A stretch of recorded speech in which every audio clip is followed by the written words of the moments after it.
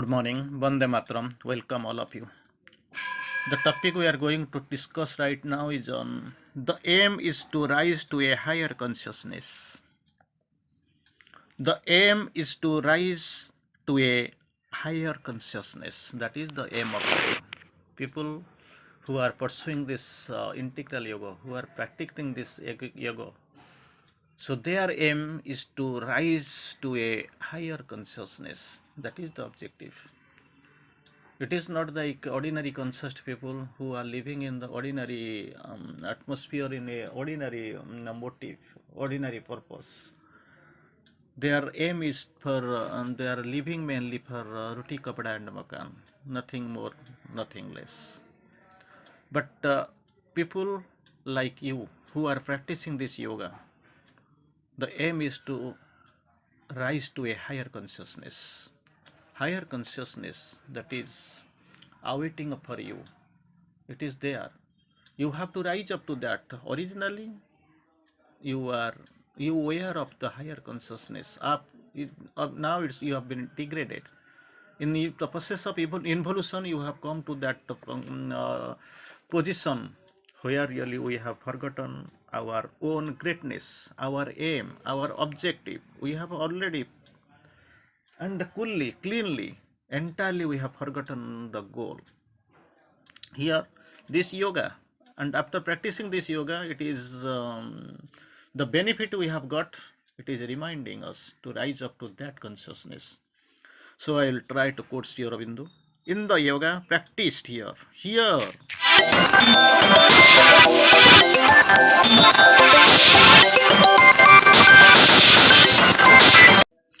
So in this yoga practiced here what the yoga is practiced here means in the ashram premises, discussing about this integral yoga.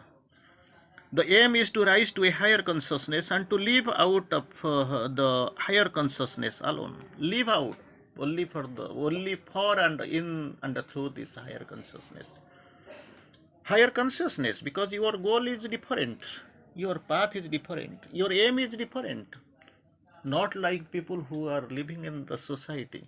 They have explained, they have taken something of their own, they have thought in their own way. That is not the purpose. Not with the ordinary motives. That is not your goal. With that process and with that track, you are not going to tread down. That is what you must remember. To come to rise up to the higher consciousness, and in that higher consciousness you have to you have to stay there. Suppose I will give you an example. People who are staying in the ordinary life, something in the desert, something in somewhere in the forest, they had their own way of living. And later they came into the surrounding, to the janpat, to the village. That life was something different. So maybe somehow, to some extent, superior and somehow well organized. And after this village life, somebody is coming to the city and getting educated and living the higher style of living. And his purpose and objective is getting elevated, getting changed. And after this small capital, you are moving to the higher capital, country capital, national capital.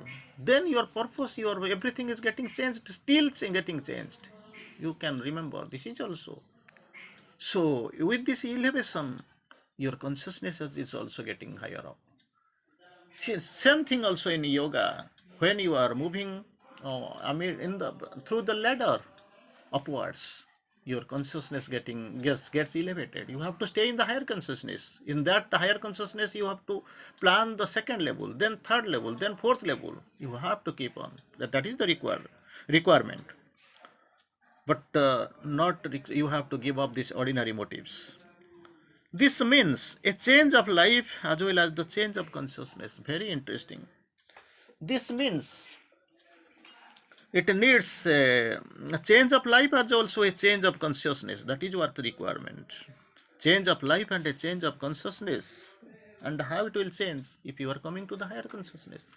Suppose you are living somewhere in the desert, inside the cave of the mountain. Their life is different. Here you are staying in the five, you are awaiting the, you are enjoying the five-star culture. That is different. You have to think after that. What next? But all is not circumstance, so circumstanced that they can cut loose from the ordinary life. They accept it therefore the field of experience and self-training. So you don't have to forget anything. In our yoga, we don't lose, we don't throw away anything, we don't kill anything. Our purpose is not killing, destroying. Our purpose is totally different. That we need the transformation. Lose from the ordinary life, so circumstanced, not so circumstanced that they can lose, caught loose from the ordinary life. That needs to be transformed. A new creation from the old shall rise. From the old shall rise. A knowledge, inarticulate knowledge, it was there. In the inarticulation stage, it has to be articulated. Find speech. They accept it, therefore, a field of experience and self-training. That's what you know. Experience and self-training in the earlier stages of the sadhana. With that, actually, you have to go. Use past as a springboard to lean towards the future. Past, don't throw it. Because yesterday you have proceeded, you have done some work. When you completed your yesterday's business, last evening's business, somewhere you stopped. Somewhere you stopped. There itself you have taken, I have been elevated, I have completed to this stage. And this morning when you are attending, joining the job, you start from there itself. Nothing is void or vain. You have to utilize, you have to give the best. And that experience you have to mug up. Suppose one student has passed class 5 standard. He is joining anew the class 6. So again and again he is not going to continue his class standard 5 study. Just one thing he is doing. What? He is just mugging up that no analysis of the old last class studies. Within one or two classes the teacher is giving the example, then he is proceeding. That is what the requirement. It is a reminder. So like this experience and self-training in the earlier stages of the sadhana, but they must take care to look at it as a field of experience only, and to get free from the ordinary desires, attachments and ideas. That is what. Ordinarily, we are finding ordinary desires, attachments and ideas usually go with it. And you must, people who like you who are trying to do the sadhana, pursue the tread this path, they want to get rid of these desires, attachments, ideas. Normally you were accustomed to. Otherwise, if you can't get rid of, then what will happen? Otherwise, it becomes a drag and a hindrance.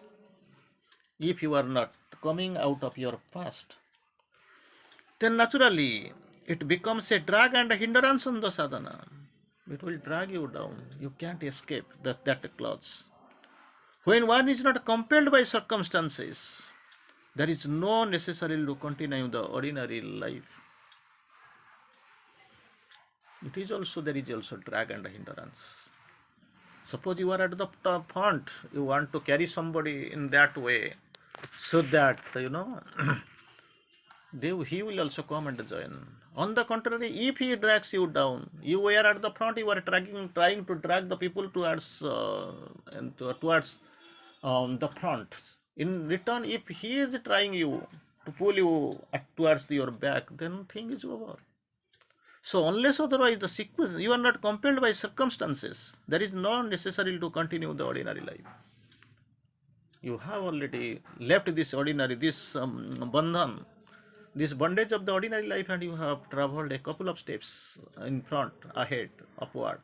Not necessary to come down, to look back, unless otherwise you are compelled. So pray mother, so this situation should not compel you to do so. And before going the next step, try to concretize the step where you are really standing. Again, Sri Aurobindo, it is quite possible for you to do the sadhana at home and in the midst of your work. Maybe somebody is asking, shall I join the ashram or say I have to come back to Pondicherry? The answer is very simple. You can do the sadhana at your home amidst your work. What is necessary at the beginning is to remember the mother. That is what the consciousness is required. Mother has told, you are staying with me, but your consciousness is away. You are staying out, but your consciousness is with me. Second is better. Anyway, wherever you are staying does not matter. What really matters is that your consciousness that should be towards me. And so the best condition is that you are staying with me and your consciousness is also with me. That is the best condition. Anyway, as much as it is possible, to remember the mother as much as it is possible, to concentrate it on her in the heart for some time every day, to concentrate in your heart on her in the heart for some time every day, if possible, thinking of her as the divine mother. That is what the requirement. As the divine mother, not that okay, she has come from Paris doing the sadhana, taking care of the ashram, not like thinking her as the divine mother, to aspire to feel her there with you, aspire and feel her within the you, offer your works and pray that offer your works and pray that from within she may guide and sustain you. That is what the requirement in life, everyday life. You can stay wherever you live, at your home, in your workplace, this does not matter. But the thing is that you must be conscious. You have to do 6 things that is very much prominently advisable for you. Number one, remember the mother as much as it is possible. Second, to concentrate upon the heart, in the heart, on her in the heart for a time every day. Third, possible thinking her as the divine mother, not that Mira, she has come to Pondicherry from Paris and all. To aspire to feel her with there with you. Then number 5, offer your works. Number 6, pray that from within she will guide and sustain you. That is what the requirement. This is a preliminary stage which often takes long, but if one goes through it with sincerity and steadfastness, that is not also a so easy process. Suppose somebody will tell you that she is the divine mother, she is guiding, she is taking care, she is Aditi. Who is there? Even few people who are standing before me or listening me through audios and videos. How many are there to receive it, accept it? Even if you know you are the follower, you are doing the sadhana, you trust in the mother. You have read so many things. How many are there to understand that? So this mentality began little by little to change, not one process, one step process. In the preliminary stage, very difficult, so long. But as with sincerity and steadfastness, the mentality begins little by little to change, and the new consciousness opens in the sadhaka and begins to be aware more of the mother's presence within, of her working in the nature and the life. That is another thing.